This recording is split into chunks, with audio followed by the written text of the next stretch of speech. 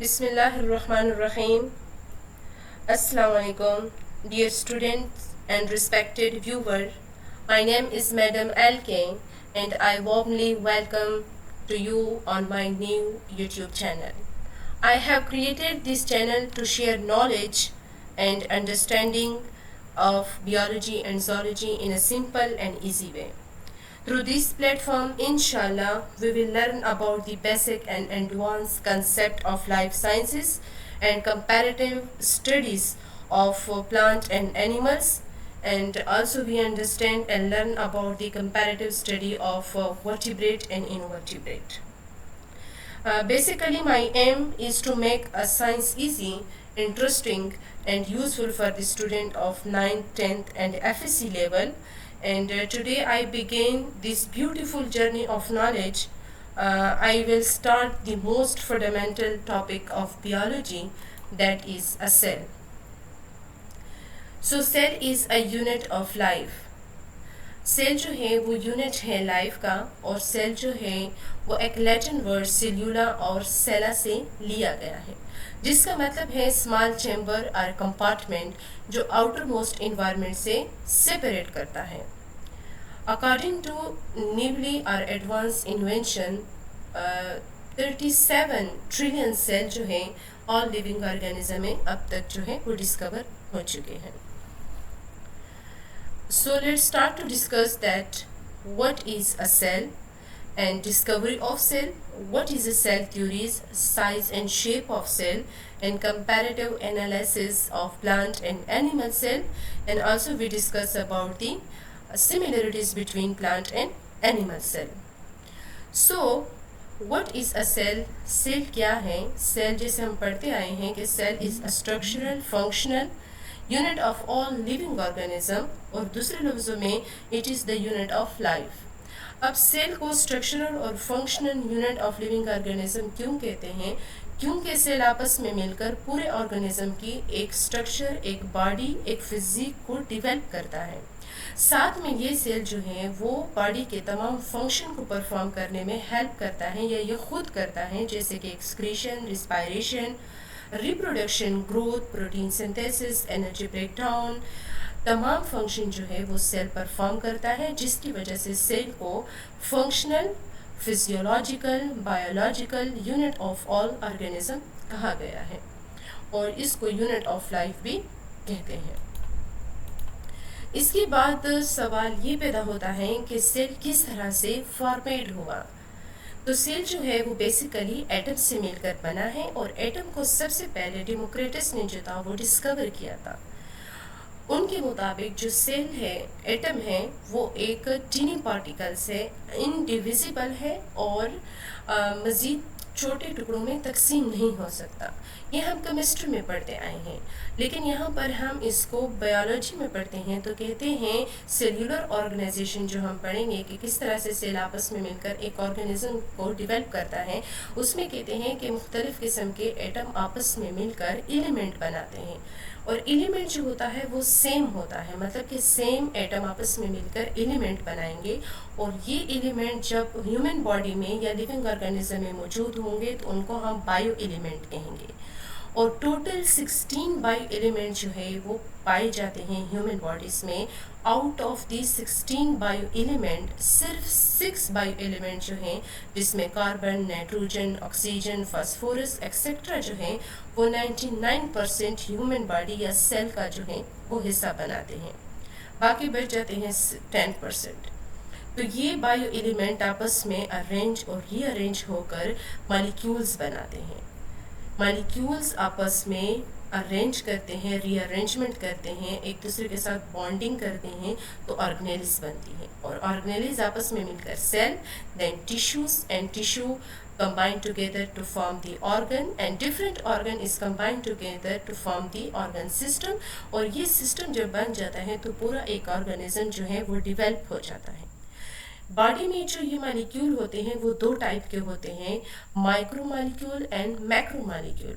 Micro means small, जिस तरह से वाटर एंड ग्लूकोज हो जाता है, इनके ब्रेकडाउन और इनका मालिक्यूलर वेट जो होता है वो कम होता है. और मैक्रो मालिक्यूल जो होते हैं वो प्रोटीन और कार्बोहाइड्रेट्स होते हैं, اور ان کا مالیکولر ویٹ زیادہ ہوتا ہے. سمپلی ورڈز میں اگر میں کہوں تو ایٹم آپس میں مل کر مالیکیولز بناتے ہیں اور مالیکیولز آپس میں مل کر آرگنیلز، پھر سیل، پھر پورا ایک آرگنزم ڈیولپ ہوتا ہے. Now let's start to discuss about the discovery of cell. Cell کو سب سے پہلے رابرٹ ہوک نے 1665 میں پلانٹ میں ڈسکور کیا تھا، لیکن انہوں نے ایک ڈیڈ سیل جو تھا وہ ڈسکور کیا تھا جس کو کارک سیل کہتے ہیں، اور یہ کارک سیل پلانٹ کے آؤٹر موسٹ بارک جو سخت سا ہوتا ہے اس میں موجود ہوتا ہے. مائکروسکوپک آبزرویشن کے ذریعے سے انہوں نے بارک جو تھا اس کی ایک تھک سلائس لے کر مائکروسکوپک آبزرویشن کی تھی. لیٹر انوینشن جو ہوئے اس میں انٹون وون لیون ہوک جو تھا انہوں نے ایک لیونگ سیل مائکرو آرگنزم کو ڈسکور کیا تھا جو کہ بیکٹیریا تھا اور پروٹوزوم تھا، اور ان کو اس وجہ سے فادر آف مائکرو بیولوجی بھی کہتے ہیں. اب سب سے امپورٹنٹ اور بیسک کنسیپٹ جو ہے سیل کا وہ سیل تھیوریز ہے. سیل تھیوریز کو سمجھنے کے لیے ہم دو بایو کی اگزامپل لیتے ہیں. ایک تھا شیلڈن اور دوسرا تھا شیوان. شیلڈن جو تھا شیلڈ کی طرح سے اگر ہم اس کو یاد کریں کہ پلانٹ کے آؤٹر موسٹ حصے پر جو ہوتا ہے شیلڈ موجود ہوتا ہے، سو وہ باٹنسٹ تھا. MCQs کے لیے یہ میں آپ کو بتا رہی ہوں کہ شیلڈن جو تھا وہ ایک باٹنسٹ تھا اور شیوان جو تھا وہ زوالوجسٹ تھا. ان دونوں نے آبزرویشن کی اور انہوں نے جو سیل تھیوری تھی اس کے فرسٹ 2 پوائنٹ کو پاسٹولیٹ کو جو تھا وہ فارمولیٹ کیا. انہوں نے اپنے آبزرویشن میں یہ کہا کہ تمام پلانٹ اور اینیمل کے جو سیل ہے باڈی ہے وہ سیل سے مل کر بنی ہیں. انہوں نے فرسٹ پاسٹولیٹ یہ دیا all living organism are made up one or more cell, کہ تمام لیونگ آرگنزم جو ہیں یا تو وہ ایک سیل سے مل کر بنا ہے یا بہت زیادہ سیل سے مل کر بنے ہیں. مطلب یہ ہوا کہ لیونگ آرگنزم ہوگا تو یا وہ یونی سیلولر ہوگا اور یا وہ ملٹی سیلولر ہوگا. اور دوسری پاسٹولیٹ میں انہوں نے کہا کہ cell has the basic structural and function unit of life, کہ سیل جو ہے وہ بالکل اسٹرکچرل اور فنکشنل یونٹ جو ہے لائف کا وہ ڈیپینڈ کرتا ہے. مطلب کہ سیل جو ہے وہ اسٹرکچر بھی بناتا ہے اور فنکشن بھی بناتا ہے. اب کویشچن یہاں پر آپ کو ارائز ہونا چاہیے تھا کہ سیل کو ہی کیوں یونٹ کا نام دیا گیا، کہ سیل ہی یونٹ ہے. ٹیشو بھی تو سیل ہی کی طرح ہوتے ہیں، ان کو کیوں نہیں دیا گیا؟